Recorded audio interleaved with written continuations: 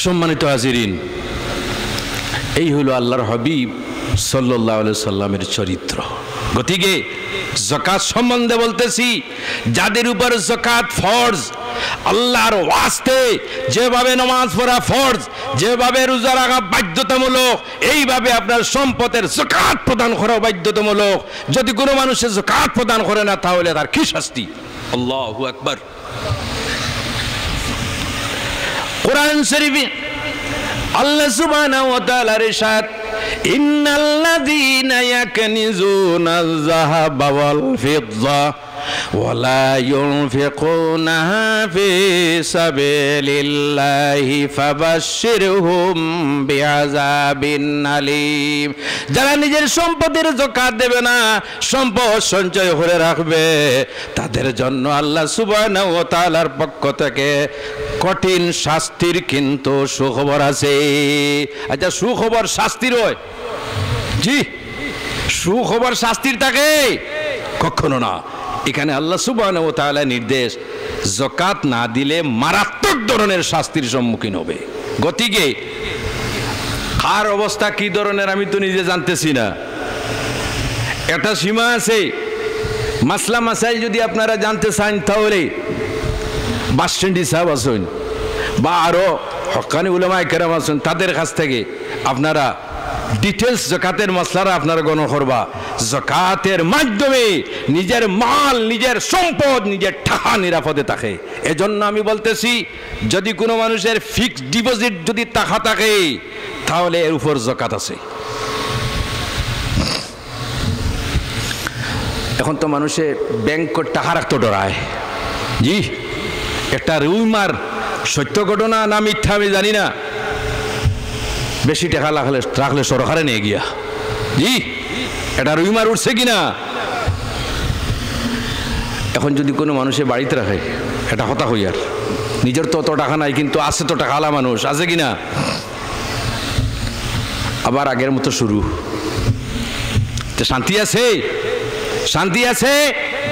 এর জন্য আমার ভাইয়েরা, পৃথিবীতে শান্তি নাই। যদি শান্তি প্রতিষ্ঠিত হয়, তাহলে ইসলামের বিধানের মাধ্যমে শান্তি প্রতিষ্ঠিত হয়। ইসলামের বিধানের মাধ্যমে শান্তি প্রতিষ্ঠিত হয়। আমি বলতেছি না এই ভারতের মধ্যে দিন ইসলামের বিধান চালু হোক, আমাদের দেশ গণতন্ত্র, কিন্তু আমি বুঝাইতেছি কিভাবে শান্তি প্রতিষ্ঠিত হয়। আপনারা যারা হজে গেছুন, আপনারা দেখতে পাইবা, যখন আজান হয় তখন দলে দলে মানুষ কিন্তু নামাজের মধ্যে আসে, আসে কিনা? জি, দোকান খোলা থাকে না বন্ধ থাকে? খোলা থাকে। দোকান খোলা থাকে না বন্ধ থাকে? খোলা থাকে। সোনার দোকান খোলা, রূপার দোকান খোলা, কাপড়ের দোকান খোলা, বিভিন্ন ব্যবসায়ী মানুষের ব্যবসার দোকান খোলা, কিন্তু কোনো মানুষের চুরির নজরে দৃষ্টিপাত করে না দোকানের দিকে, কোনো সময় না। আর আমরার অবস্থা, দোকান খোলা তুই যদি আল্লাহর হাওলা করিয়া যদি নমাজ আসো, এরপরে গিয়া দোকান নাই, খালি করতে করতে দোকান ভাঙে ফেলাই দিছি, ঠিক কিনা আমার ভাইয়েরা? এমন অবস্থা কোন কারণে? কারণ কি? কানুন আছে, আছে কিনা? কানুন আছে কিনা? একটু জোরে আওয়াজ দেও। দেশের কানুন আছে কিনা? নিয়ম আছে কিনা? সংবিধান আছে কিনা? সবকিছু আছে, কিন্তু বাস্তবেই তো করা হয় না। একটা চোর যদি ধরা পড়ে আর পুলিশের থানায় নে, তাহলে গুয়াহাটি থেকে টেলিফোন, হ্যালো, হ্যাঁ থানার ওসি, হ্যালো উনি খাফিয়ে মোবাইল হরি দিয়ে রাত থাকিয়া, কি হয়েছে? এটা আমার মানুষ, ছাড়ে দাও। ছাড়িয়ে দেওয়া হয় কিনা? একটু জোরে আলাপ করো না আপনারা, না ডরারায় ছাড়িয়ে দেওয়া ছাড়া পায় কিনা? ইগুয়ার বাহাদুর হয়, আরে কোনো কিচ্ছু হয় না। এজন্য আমার ভাইয়েরা, দেখা গেল সৌদি আরবে দোকান খোলা, কোনো মানুষ চুরির উদ্দেশ্যে দোকানে ঢোকে না, কিন্তু সেই জায়গায় কিন্তু শাসনের ভয় আছে। এই শাসনটা হইল যদি কোনো মানুষ চুরি করে আর প্রমাণিত হয়ে যায় তাহলে তার ডান হাত কাটা যাইবে, কিন্তু আপনি যদি সৌদি আরবে যাও তাহলে কোনো মানুষের হাত কাটা দেখতে পাইবে না। কোন কারণে? শাসন করা ডরে মানুষ কখনো কোনো মানুষের মালের প্রতি কোনো সময় লোভ করে না, দোকানে ঢুকে না।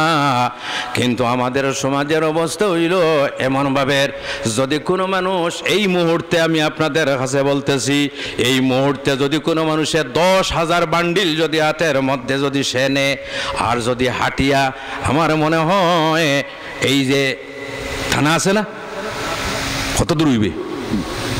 কয় কিলোমিটার হইবে? কয় কিলোমিটার? 3 কিলোমিটার। 10,000 টাকার বান্ডিল যদি এসে এই বাস স্ট্যান্ড থেকে যদি হাতের মধ্যে লইয়া যদি থানা পর্যন্ত যায় তাহলে আমার মনে হয় না সে আপনার বাঁচবে। ঠিক কিনা আমার ভাইরা? এই হলো আমাদের পরিস্থিতি। আচ্ছা, এইভাবে কি তা শান্তি প্রতিষ্ঠিত হইবে? জি, পুলিশের ক্ষমতা আছে, এজন্য এক কথায় প্রকাশ করা হয়।